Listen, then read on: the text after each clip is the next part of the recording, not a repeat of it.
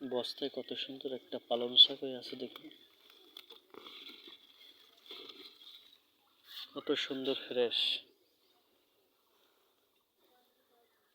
অনেক আগে পালং শাক কিছু বস্তা বীজ দিয়ে দিচ্ছিলাম, এখানে একটা চারা বলতে কি একটা শাক থেকে গেছে,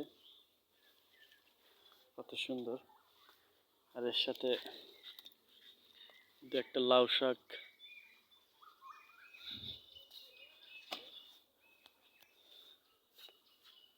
কেটে নিই, তাহলে মেয়ের জন্য শাক রান্না করে দেওয়া যাবে।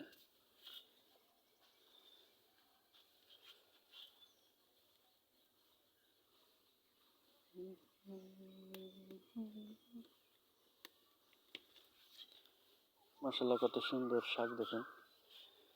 তা আপনারা চেষ্টা করবেন ছাদ বাগানে কিছু শাক রাখার। ৭-৮